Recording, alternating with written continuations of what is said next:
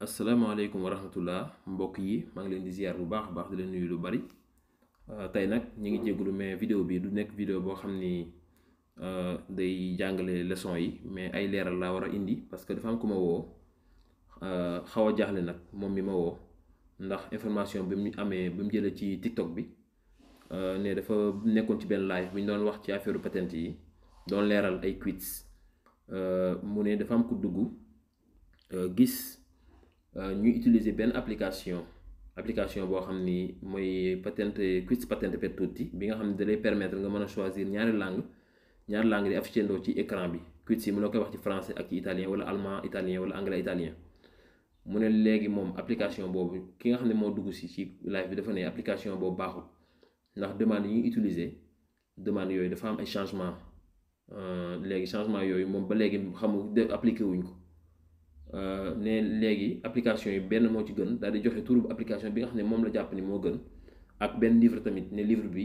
officiel xam nga nu ko expliqué noonu ba mu waxee ma ne ko xam naa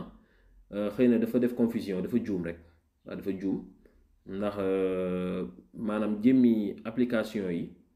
demande yi ñuy joxe yi ñuy proposé nekkul ni ñoom ñoo koy bindal seen bopp te nekkul ni dañ koy for n'importe où mais gouvernement italien demande yi xam ngeen code bi moom gouvernement bi koy bind te code bi ñëpp ko moom c'est gratuit pour tout le monde léegi nag auto-école yi ñoom dañoo ubbi pour code boobu noonu yow mënoo ko jàngal sa bopp ñu la koy leeralal ñuy defar application dañ ko defar pour yow quiz yi ñu lay jàppale ci quiz yi nga mën ko def ci application comme ni nga ko war a defee ci ordinateur bi ci motorisation civile mais jëmi demande yi ñëw ñoom duñ ci yokk duñ ci wàññi demande yi patente bii tamit gëj naa am changement yu lool xam naa moom changement mi wax bokkut ak changement yi nga xam ni moo am changement bi am mooy ci fin 2021 bi ci jamono décembre dañoo commencé booy def examen patente bii laay wax toujours booy def examen demande bi temps bi 40 minutes 30 minutes la woon demande yi 40 demande la woon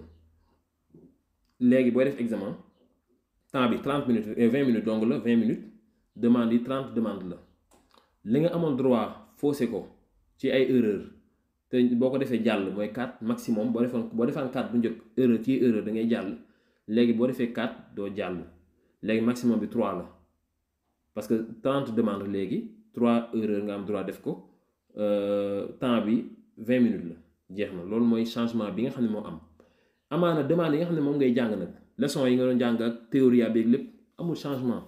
yow mi ko doon jàng depuis 2 ans depuis 1 an depuis 6 mois depuis 1 mois benn programme bi la amul changement livre bi nga jëndoon di ko jàngi code bi bul changer même livre bi la attention loolu la amul changement même bu fekkee application bi ngay defee quiz sax 40 demande la li indil ba léegi xamal ne ñoom ñoo changé gul loolu rek temps bi ak nombre erreurs yi mais quiz bi ba tax baax na mën ngaa def quiz sans problème non ti preoccupare per questo kon genre information yooyu mën naa jaaxal ñu bari parce que ki nga xam ne moom woo vraiment moom nee na mais Mohamed man application bi ci laa jàng ba fii te vraiment macha allah maa ngi ci am résultat ma ne ko nag bu ko soppi defal continuer bul jënd benn application waaw léegi nag li may leeral foofu tamit mooy bërëbu jàngukaay yenn saa yi ñoom ñoo lay wax loo xam ni pour bëgg nga jënd seeni programme comme ñu ne ci di bi jënd ko ndax mooy officiel mais application yi ci Play Store bi nangam ak nangam di ci wax yoo xam ni wérul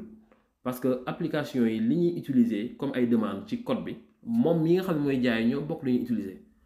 waaw léegi nag yenn saa yi nga gis application boo xam ne vraiment yow dana la jaral nga jaay jënd ko ndax plateforme bi graphisme bi décoration bi image yi photo yi day leer explication bi ñu lay indil après quiz bi lay jaral yow nga def ci xaalis loolu baax na mais nag quiz bi laay wax demande yi benn la waaw noonu la affaire yi c'est simple bu leen indi ay problème ki nga xam ne moom mooy jàng na xam ne rek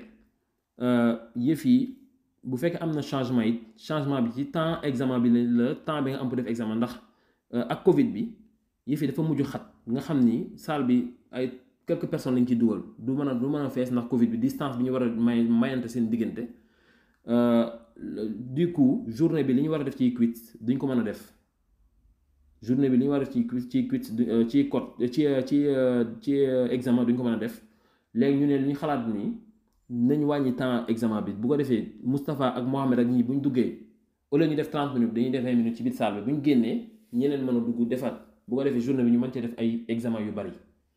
comme wàññi nañ temps bi 30 minutes la ñu def ko 20 minutes kon erreur yi